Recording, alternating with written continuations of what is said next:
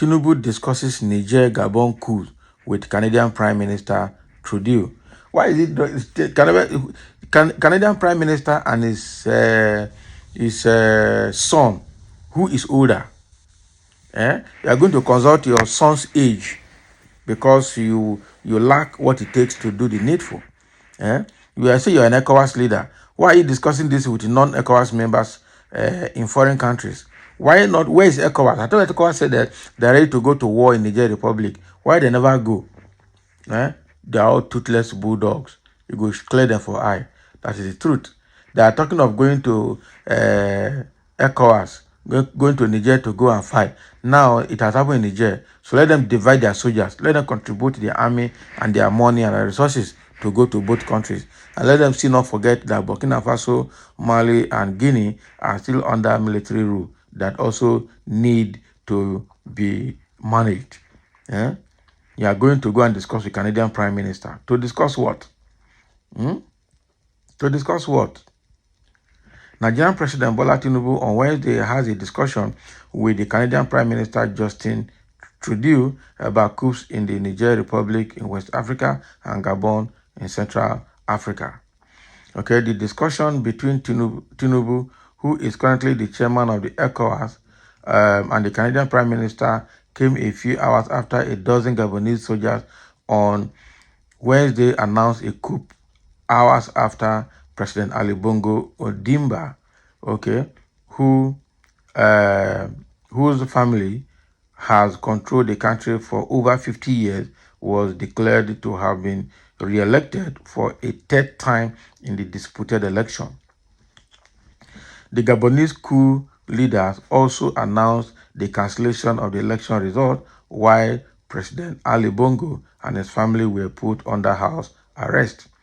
On the outcome of Tinubu's discussion with Trudeau, the president's special advisor on media and publicity, Ajurin Gelale, said President Bola Tinubu has held a substantive and extensive discussion with Canadian Prime Minister Justin Trudeau, where issues related to the crisis in Niger Republic and the unfolding situation in Gabon were discussed. What will be the outcome now?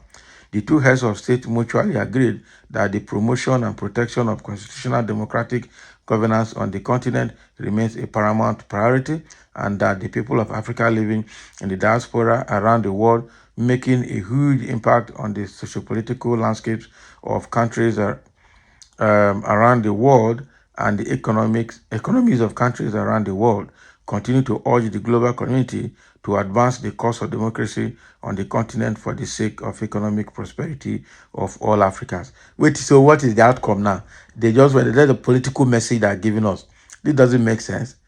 So what value is that meeting going to add? They're just speaking democratic grammar here, or rather political grammar. So it is of frontline importance to understand that His Excellency President Bola Ahmed Tinubu will continue to engage with heads of state, not just within the African Union, but also around the world, and those engagements are ongoing, not really. President Tinubu earlier said that he was working closely with the AU to determine the next line of action with respect to how the power in Gabon will play out, and how the continent will respond to contagious autocracy we have seen spread across our continent. The coup in Gabon came about a month after the military officers ousted the democratically elected president of Niger Republic, Mohamed Bazoum. Exactly. So what I see here, what have they discussed now? What have they concluded in Niger Republic? Just to tell us that they had a meeting and they are discussing the importance of continuing to remain democratic in Africa. That is all. There is no force, no strategy, no plan, no actions being planned to be taken to restore democracy in those countries. Nothing. You think those people will leave their own problem and come and fight for you in Africa? They will not. Moreover, Canada is a small boy to US and UK. So the Prime Minister of the United Kingdom and the President of the United States will call Trudeau and they will caution him and they will tell him what to do. And he will wait. So all this meeting with Tinubu is just fake. That is the truth. It will not add value to anybody anywhere.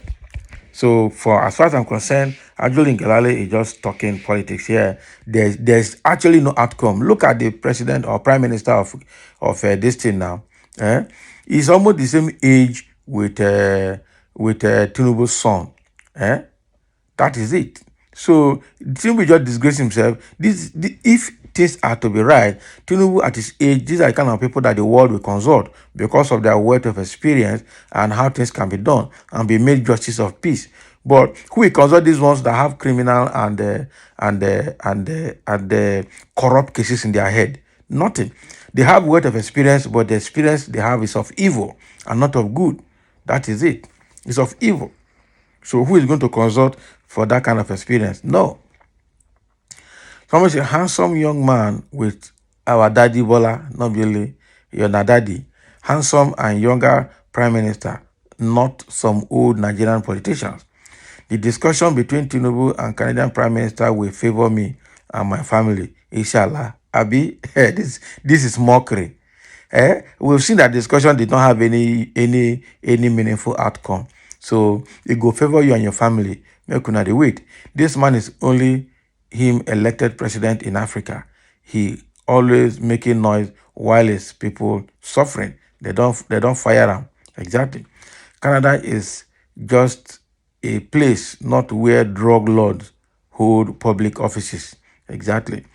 The court cases has not been resolved though. So Nigeria is the next point of call. Nigerians will definitely welcome that like the Gabonese and Nigerian did. Accept the real democracy. People love this trend. Others will follow suit very soon. All eyes on Nigerian judiciary and Nigerian army. If the waves of charge blown, nothing can stop it. Nigeria is the next country to be liberalized, inshallah. People are talking now. Nothing will happen. We are tired of this country. We are praying for what happened in Gabon to happen in Nigeria. And by the grace of God, it will happen. Exactly. Revolution of power is necessary. Tinubu should just wait for his turn. State of confusion. Miloko, we are waiting for your true turn, which is to get him out of office. Can you show us this speech, Balablu? He didn't talk now. What is he going to discuss? That is the truth. Ngelale is just speaking for the president. And I'm sure most of this Ngelale will be saying himself, president will not be able to review it. He will just write and the one-man squad. That is what I see Ngelale to be. It's gonna be a big problem. Can you show us his speech for where you're not going to see him? Look at how young people of Canada is looking. What is his business with Gabon? Illegitimate president. If he loves democracy so much, let him hand over our stolen mandate. Always speaking in tongues.